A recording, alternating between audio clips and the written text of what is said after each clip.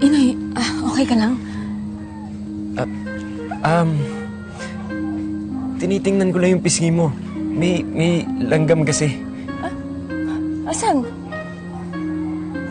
Wala na. Baka hinangin na. Lumipas na. Buti nga hindi ka kinagat eh. Oo nga. Baka nagulat sa'yo. Kasi lapit ng mukha mo sa akin eh. Baka natakot yung langgam. Pepe, buti ikaw hindi natakot. Pasensya ka na. Bakit naman ako matatakot sa'yo? Isang lalaki lang naman ang dapat na kinakatakutan dito. At hindi ikaw yun.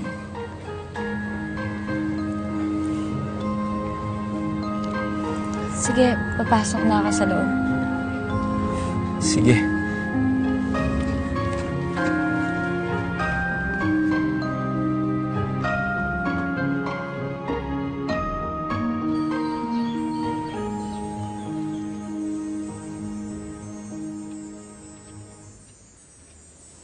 Ano?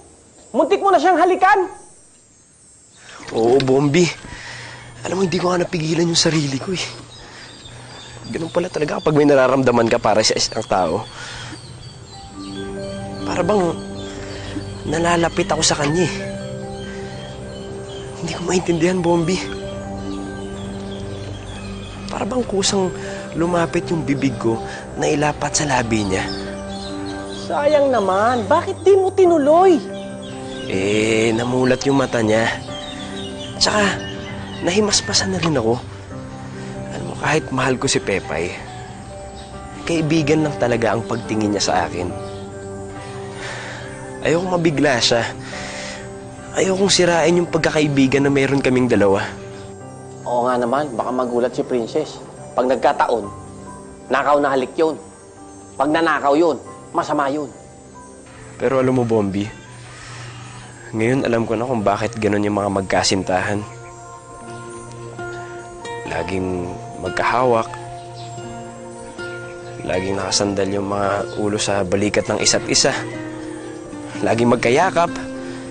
Kasi hindi lang sinasabi ang pagmamahal. Pinaparamdam din pala dapat to. Pero alam mo, Bombi, nung magkausap kami ni Pepay, naramdaman ko talaga na napapalapit kami sa isa't isa eh. Yung kulang na mahawakan ko siya, mahalikan ko siya na kahit sa pisngi lang.